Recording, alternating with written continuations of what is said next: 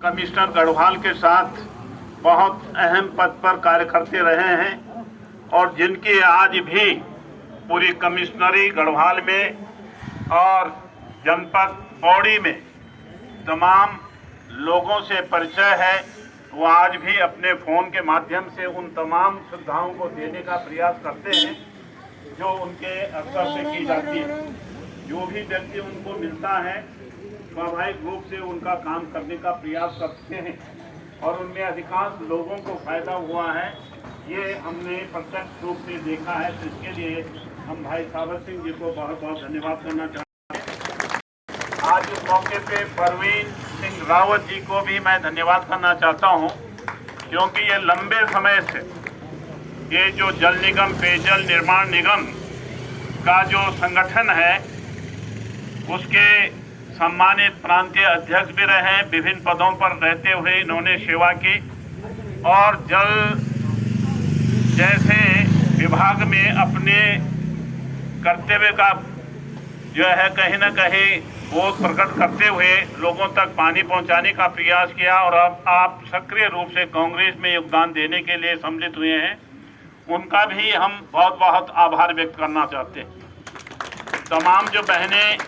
यहाँ पर आज जिन्होंने पदाधिकारी होने का एक यहाँ पर गौरव हासिल किया, उनको धन्यवाद करना चाहता हूँ। और यहाँ पर जिन भाइयों ने कांग्रेस की सदस्यता लेने के लिए अपने को जोड़ने का प्रयास किया, इस माटी को बेहतर बनाने के लिए, इस उत्तराखंड की ज़मीन पर जो आज अभी तो उत्तराखंड की भावना को लेकर बना था, उस ओर ले जाने का लक्ष्य को लेकर पूरा करने में अपना योगदान देने की बात कही, उसके लिए भी मैं उन सब लोगों को प्रणाम करता हूं कि आप लोगों ने सही समय पे सही समय और सही दिशा में काम करने का आह्वान किया है। आज मैं कांग्रेस जनों को भी बहुत बहुत बधाई देना चाहता हूं। जिस मार्ग पर इस समय आप खड़े हैं ये राज्य सरकार की देन नहीं है, मैं ये बताना चाहता हूं। इस सड़क पर एक एक और 2-2 फुट गड्ढे होते थे। मैं आपके उस संघर्ष को नमन करना चाहता हूं। आप सब लोगों को बहुत बहुत बधाई देना चाहता हूं कि आप उस संघर्ष में जिस समय आप लोगों ने यहां पर पदयात्रा करते हुए और इस रोड के मरम्मत के लिए, इस रोड को नए सिरे से बनाने के लिए जो एक पुरजोर मांग की धरना प्रदर्शन के माध्यम से, रैली के माध्यम से, उसी के बदौलत आज मैं समझता हूं कि यहाँ पर आप लोगों को ये सड़क देखने को मिल रही है। वरना इस सड़क पर एक एक 2-2 फुट गड्ढे होते थे। यहाँ से लेके और बेलाडाट चौराहा होते हुए अगर हम लोग घराट तक जाते थे तो कई घंटे लग जाते थे। लेकिन आज सुगमता से अगर मार्ग इस पर बना है तो इसमें कांग्रेस के साथियों का, उनके जज्बे का, उनके जुनून का मैं धन्यवाद करना चाहता हूँ कि उन्होंने इस कार्यक्रम को अंजाम दिया। मैं दूसरा धन्यवाद आपको देना चाहता हूँ। अब सभी लोग जो यहाँ से होकर, नीचे से होकर न जाके अगर कोटद्वार जाना हो तो इधर से दाहिने होते जहाँ मनपर सिंह आर्य जी का घर है और उससे आगे बढ़ने का प्रयास करेंगे तो वो भी एक कवायद प्रारंभ की गई कोटद्वार नगर निगम क्षेत्र के अंदर। जो तमाम सड़कें यहाँ पर भी आप देख रहे होंगे कि घास उगी हुई है और पीडब्ल्यूडी विभाग सोया हुआ है। तो हमने एक मुहिम चलाई थी सीतापुर तिराहे पर और उसकी परिणति ये हुई कि आज जिस नाली पर पानी कभी नहीं चलता था वहाँ पर युद्ध स्तर पर आज पीडब्ल्यूडी काम करने के लिए मजबूर है और हमारा यही मकसद होना चाहिए। और हमने ऐलान भी किया था कि अगर इस पर काम नहीं पूरा होगा तो हम जल्दी से बड़ा आंदोलन करेंगे। और ये अनवरत रूप से हमने पूरे कोटद्वार भाबर के क्षेत्र की उन तमाम सड़कों की बात की जिनको बदहाली से परेशान हैं लोग और जहाँ पर झाड़ी ने आपकी सड़कों को बांध कर रख दिया और जो है कहीं ना कहीं इंक्रोचमेंट कर दिया। तो मेरा ये कहना है कि इसी संघर्ष के आगे बढ़ाने के लिए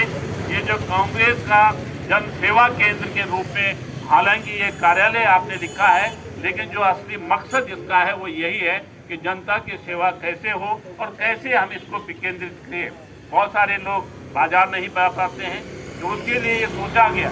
और इसके लिए हमारे जो बुद्धिजीवी लोग हैं उन्होंने सोचना प्रारंभ किया कि एक कार्यालय, एक जनसेवा केंद्र हम जो है यहाँ पर भी बनाएं और इसी ढंग से हम आगे बढ़ा प्रयास लेकिन मकसद तभी पूरा होगा जब आप अपनी एकता का कहीं न कहीं का बिल्कुल मजाक करते हैं। कोई काम ऐसा नहीं है जो नहीं हो सकता है अगर आप संघर्ष की राह पर चलेंगे। अगर आपके मन के अंदर एक जज्बा है कि कैसे हम लोग जनता को सुख दे सकते हैं, कैसे उसकी सेवा कर सकें, तो निश्चित रूप से उसके लिए बहुत सारे रास्ते निकलेंगे। और ये रास्ते प्रत्यक्ष रूप से गवाह है इस बात की, जब जब भी कांग्रेस के लोगों ने अंगड़ाई ली है तब तक सरकार में बैठे हुए अधिकारियों ने भी और प्रशासन में बैठे हुए कर्मचारी अधिकारियों ने भी जो है सुध ली है और जनता के लिए काम करने का प्रयास किया है। तो मकसद सीधा ये है कि जो कठिनाइयों का दौर अब तक चल रहा था उसको दूर करने के लिए यूं तो हम 4.5 साल पहले से काम करते आए हैं, लेकिन अब तो हद हो गई है कि आज काम होता है और अगले 4 महीने में उखड़ कर चला जाता है। तो ऐसे सरकार से, ऐसे नुमाइंदों से आपको सजग होना होगा।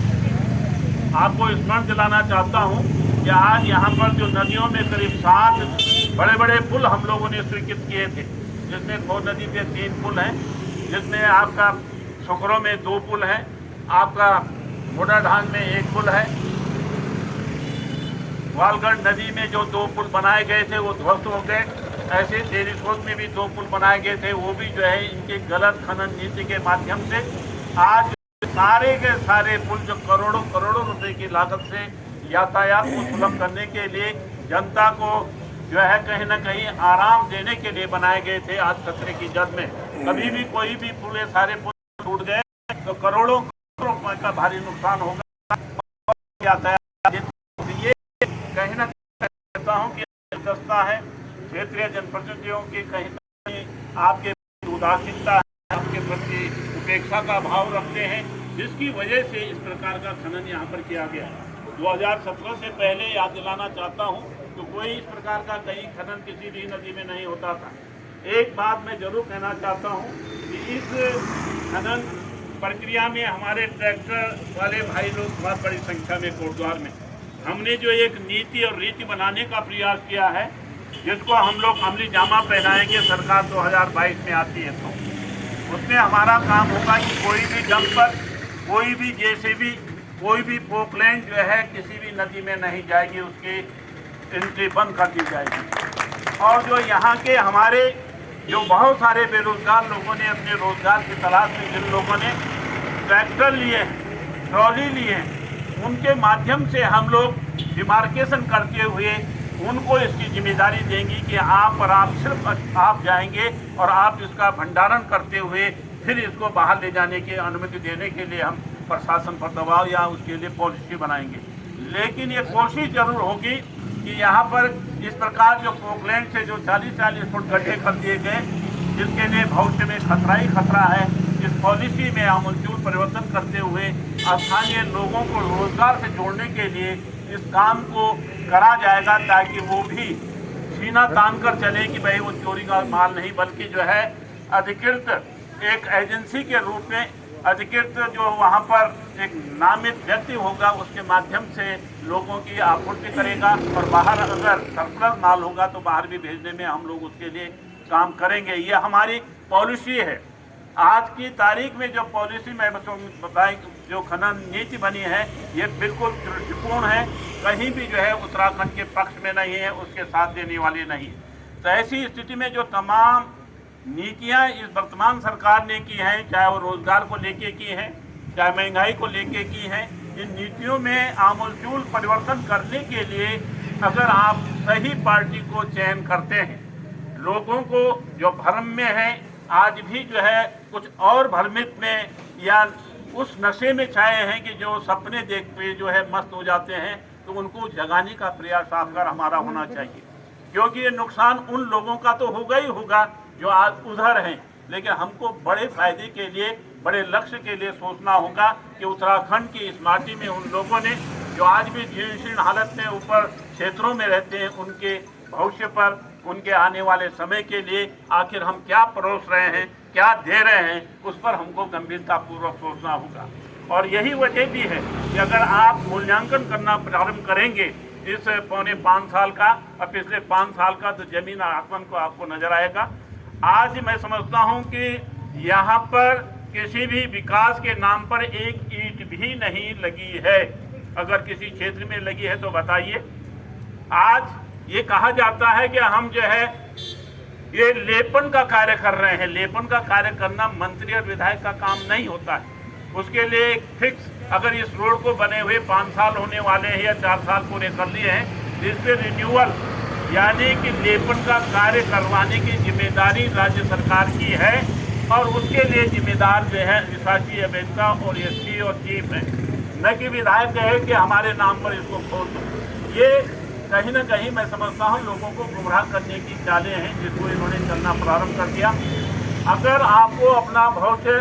संवारना है, उत्तराखंड के लोगों के भविष्य को देखना है कि कैसे हम लोग उस लक्ष्य के नज़दीक पहुँचे जो हम लोगों ने आज दो अभी दो उत्तराखंड के नारे देते हुए कहा था, तो उसके लिए स्वाभाविक रूप से आपको मन बनाना होगा। आपने तय करना होगा, लोगों को समझाना होगा कि एक ही पार्टी है, एक ही जो है पार्टी है जो इस दिशा में काम करती है और जो जनता की भलाई के लिए समर्पित भी है, यहाँ की माटी को संवारने के लिए संकल्पित है। तो वो सिर्फ पार्टी कांग्रेस है। बीजेपी सिर्फ और सिर्फ जो है जुमलेबाजी करती है, छलकपट करती है, लोगों को गुमराह करती है, लेकिन 5 साल तक कुछ काम नहीं करती है। 4.25 साल के बाद वो ये काम शुरू करते हैं कि कैसे हम वोटों को पोलराइज करें, कैसे लोगों को जो है डिवीजन करें, कैसे लोगों को भड़काते हुए उनके जिस्म के अंदर, दिमाग के अंदर फितूर भरें और उस नशे में वो जो है गलत निर्णय दे देते हैं और सरकार उनकी बल जाती है। लेकिन विकास नहीं होता है। आपको ये भी स्मरण करना होगा कि आपने अगर ये राज्य मांगा था तो अपने विकास के लिए मांगा था, अपनी कठिनाई परेशानियों को दूर करने के लिए मांगा था, यहाँ रोजगार के अवसरों को तलाश करने के लिए मांगा था, यहाँ महंगाई और यहाँ के जो प्रोडक्ट हैं, जितने भी उत्पाद हैं, उसको जो है सही मूल्य, पर्याप्त रूप से मूल्य मिल सके ताकि यहाँ के लोगों की आर्थिक जिंदगी बढ़ सके, आर्थिक उन्नति हो सके। ये तमाम बातों का ध्यान में रखते हुए हम उम्मीद करते हैं कि जो कांग्रेस जन सेवा केंद्र आज यहाँ पर खुला है, ये इसका लक्ष्य भी है, मकसद भी है और इसको पूरा करने की जिम्मेदारी हम सब लोगों की। तो मैंने इन शब्दों के साथ आप सब लोगों से अनुरोध करना चाहता हूँ कि आपको अब जनता को ये महसूस और एहसास कराना प्रारंभ करना होगा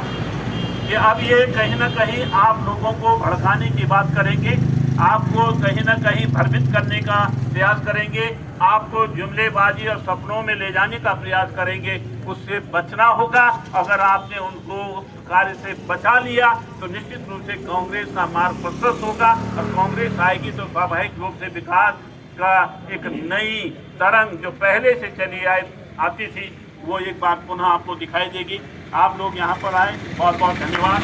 और उम्मीद करता हूँ कि जो उत्साह आज आप लोगों ने सुबह सुबह यहाँ पर दिखाने का प्रयास किया, इसका मतलब है कि जनता भी चाहती है, कार्यकर्ता भी चाहता है, लेकिन सिर्फ और सिर्फ आवश्यकता है उनको चेताने की, उनको जोड़ने की, उनको एक साथ जोड़कर काम कराने की। इस प्रवृत्ति से मैं समझता हूँ निश्चित रूप से हम लोग सफल होंगे। और बहुत बहुत शुभकामनाएं बाबर सिंह जी को, भाई परवीन सिंह जी को, उनके साथी सहयोगियों का कि वो इस कार्यालय में जो जन सेवा केंद्र कांग्रेस ने इसको खोला है, ये अपने मकसद में सफल होगा, लोगों को राहत दिलाने में सफल होगा और आप सब लोगों के लिए एक आस्था का केंद्र भी बनेगा। इन्हीं शब्दों के साथ आप सब लोगों को एक बार पुनः विश्वकर्मा दिवस के अवसर पर बहुत बहुत बधाई, शुभकामना, धन्यवाद। जय हिंद, नमस्कार।